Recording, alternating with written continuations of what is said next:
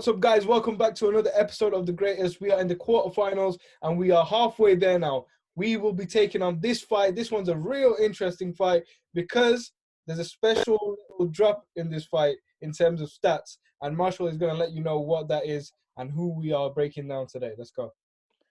All right. In the red corner, we have Charles "Sonny" Liston with a record of 50 wins, 4 defeats with 39 knockouts. He stood at 6'1", weighed in about 220, 225, and had an 84-inch reach. Tyson Fury is 30-0 with 1 draw with 21 knockouts. He stands at 6'9" with an 85-inch reach. So because he has an 8-inch height advantage, but the reach is pretty much the same. And against Wilder in the rematch, he weighed in at 270, his highest ever, I believe. But he usually comes in about 250, 255. Yeah. This fight is so interesting because of that specific reason. There's a huge height difference, as there always is nowadays with Tyson. Well, not so much with the bigger heavyweights, but there is always that. He's the biggest heavyweight right now. But then it's so stupidly weird that they've got similar reach. It doesn't make any sense. Don't know how the human body works, mate. It's complicated. But anyway, it's an interesting one because we mentioned just off screen there that Steve Cunningham dropped Fury. He was a shorter man, and he found that overhand right. Wilder as well. Obviously, they're similar height, but the power. Tyson's chin's being tested for it like that.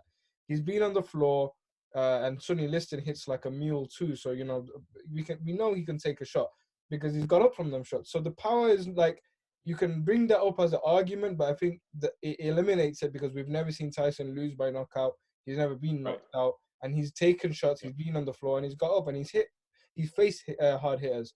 Now the one loss that Sonny Liston took against, the losses that Sonny Liston took against Ali, Tyson almost replicates the Ali style, but he's got the longer reach. He's the taller guy. He's the bigger guy. So in effect, he has more advantages than Ali did over Liston. Than Ali did over Liston. So for me, it's a good fight, and I can see Sonny being productive in the fight, but I think Tyson is just a bit too much for him.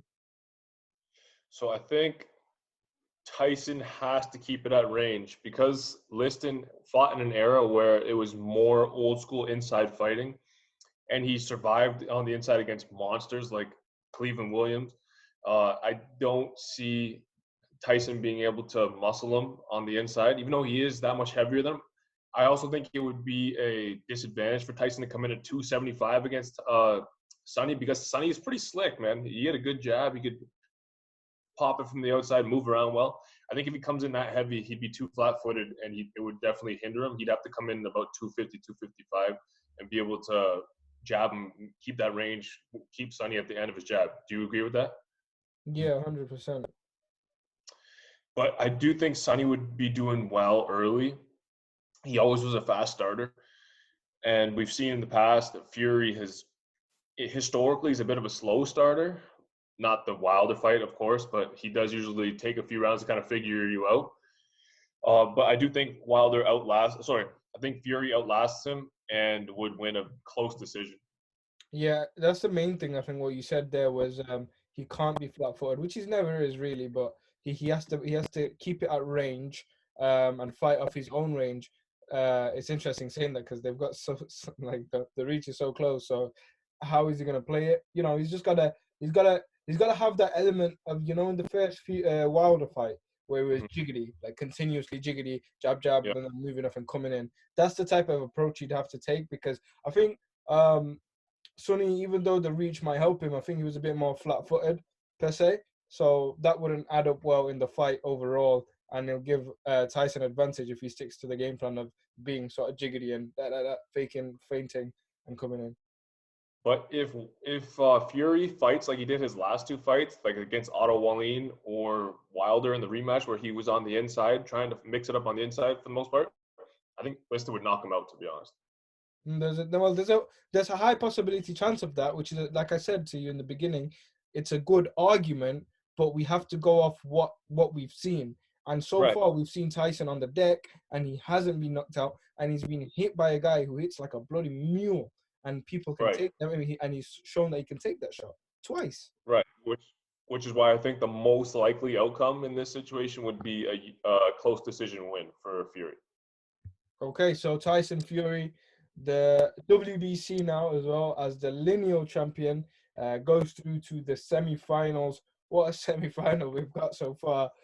We've got one more quarter-final to go through between Joe Louis and Larry Holmes. So let's get that done. Make sure you watch that video, which is probably out now. If it's not, just wait a day or two and it'll be out. And if you haven't seen the last episodes, some really good breakdowns, some really good discussion points. If you don't agree with us, make sure to comment down below and tell us why you don't agree with us and why we don't know anything about boxing. Let us know, and we can go from there. But anyway, guys, thank you for tuning in. Subscribe to our channel, subscribe to the Combat Hour, and we will catch you guys shortly. Hey Fight fans, it's Michelle Joy Phelps. If you haven't already subscribed to my YouTube channel, make sure you go ahead and do so by clicking this icon right here and hit the bell button so you can get notified every time we upload a new video. And we also have a free app available on iTunes and Google Play, so make sure you go and download that. Bye Fight fans.